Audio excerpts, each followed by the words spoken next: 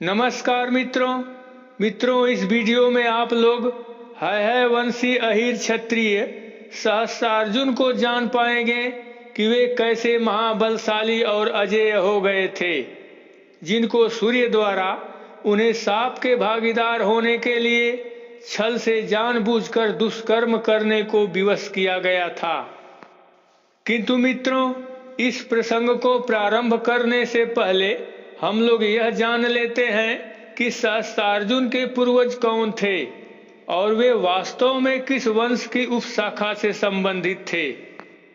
तो मित्रों, जैसा कि आप सभी लोग जानते हैं कि महाराजा यदु के 4 महातेजस्वी पुत्र सहस्त्राजित, कोष्ठा, नल और रिपु थे और यदु के इन 4 पुत्र यदु वंश के अंतर्गत आते हैं। किंतु आगे चलकर इनके पुत्रों के नाम से उपवंशों का उदय हुआ, जिसमें से एक से बढ़कर एक महावीर पुरुषों के अलावा देवताओं सहित भगवान श्री कृष्ण का भी जन्म हुआ, जिसमें यदु के सबसे ज्येष्ठ पुत्र सहस्त्राजित थे और इस सहस्त्राजित के हय और वेणुहय नाम के 3 महान पुत्र हुए, जिसमें सहस्त्राजित के सबसे बड़े पुत्र हय से हय वंश का उदय हुआ, जिसको हय यदुवंशी क्षत्रिय भी कहा जाता है, जिसमें से हय की 8वीं पीढ़ी में कृतवीर्य हुए और इनके पुत्र अर्जुन हुए। इस अर्जुन की सहस्त्र भुजाएं थी, इसलिए इनको सहस्त्रार्जुन भी कहा गया। इस सहस्त्रार्जुन की सहस्त्र भुजाओं के साथ साथ असीमित बल भी था और वे अजेय थे। सहस्त्रार्जुन के बारे में मत्स्य पुराण के अध्याय 43 में लिखा गया है कि योगी अर्जुन रथ पर आरूढ़ हो, हाथ में शंख, चक्र और धनुष धारण करके 7 द्वीपों पर भ्रमण करता हुआ चोरों और डाकुओं पर कड़ी दृष्टि रखता था। और सहस्त्रार्जुन की सबसे बड़ी विशेषता थी कि वे पारंपरिक रूप से मिली अपनी गोपालन व्यवसाय को नहीं छोड़े। इसलिए हय वंशी लोगों को हय वंशी अहिर क्षत्रिय भी कहा जाता है, क्योंकि गोपालन उनका मुख्य व्यवसाय था, जो यदु के सभी पुत्रों की पहचान स्थापित करता है। क्योंकि मत्स्य पुराण के अध्याय 43 के श्लोक संख्या 27 में लिखा गया है कि राजा अर्जुन अर्थात सहस्त्रार्जुन ही अपने योग बल से पशुओं का पालक था, वह खेती का भी रक्षक था।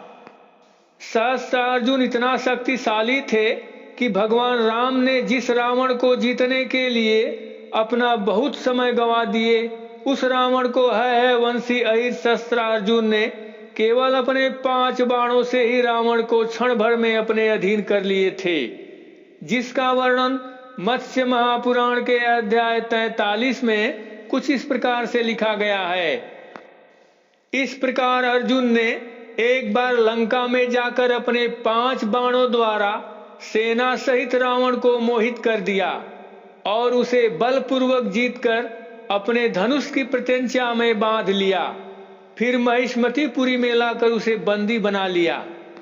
किंतु महर्षि पुलस्त्य द्वारा सांत्वना दिए जाने पर उस पुलस्त्य पौत्र राक्षसराज रावण को बंधन से मुक्त कर दिया। किंतु इस महान शक्तिशाली अहिर क्षत्रिय राजा सहस्त्रार्जुन के साथ सूर्य ने धोखा से कुछ विशेष कार्य करवाकर शाप का भागीदार बना दिया, जिसके कारण उस वीर राजा का वध परशुराम द्वारा संभव हो सका, जिसका वर्णन मत्स्य महापुराण के अध्याय 44 में कुछ इस प्रकार से लिखा गया है। एक बार सूर्य ब्राह्मण का रूप धारण करके कार्तवीर्य के निकट पहुंचे और कहने लगे, नरेश्वर, मैं सूर्य हूं, आप मुझे एक बार तृप्ति प्रदान कीजिए। तब राजा ने पूछा, भगवान, किस पदार्थ से आपकी तृप्ति होगी?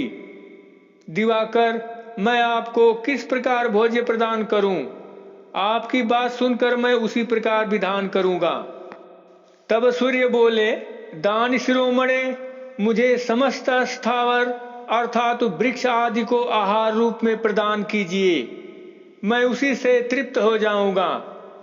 तब कार्तवीर्य ने कहा, तेजस्वियों में श्रेष्ठ सूर्य, ये समस्त वृक्ष मेरे तेज और बल द्वारा जलाए नहीं जा सकते, इसलिए मैं आपको प्रणाम करता हूँ।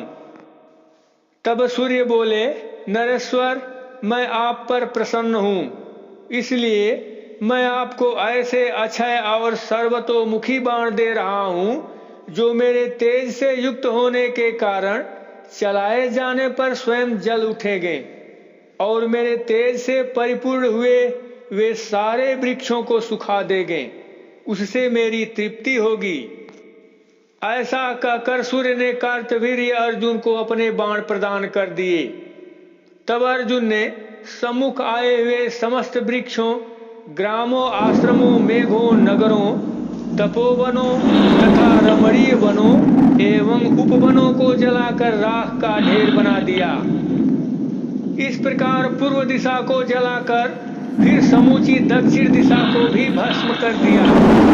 उस भयंकर तेज से पृथ्वी वृक्षों एवं तीरों से रहित होकर नष्ट भ्रष्ट हो गई।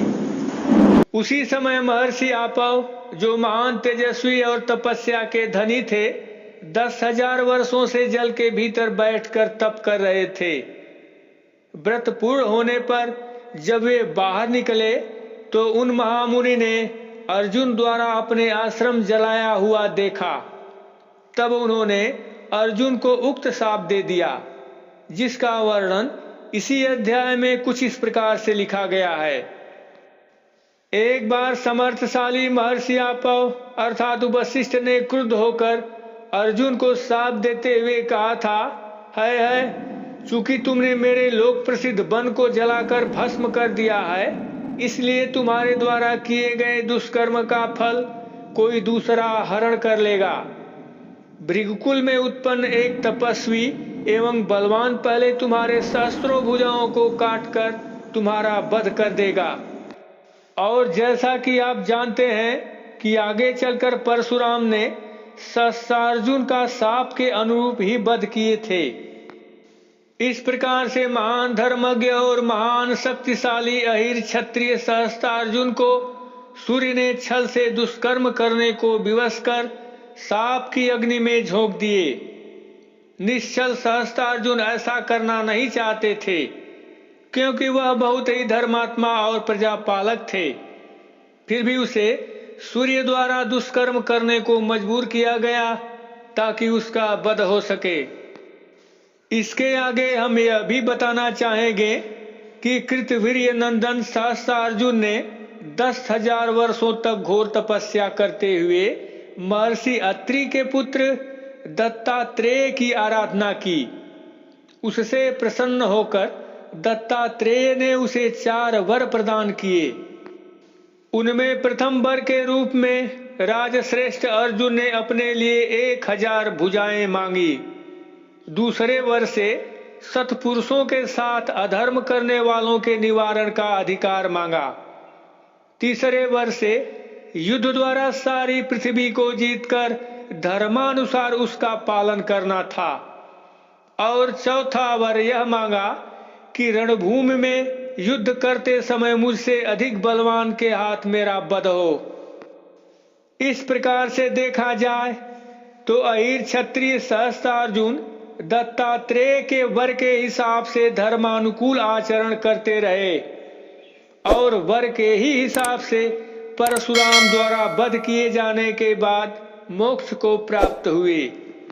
तो मित्रों, है वंशी अहिर क्षत्रिय सहस्त्रार्जुन की यह कथा कैसी लगी अवश्य बताइएगा।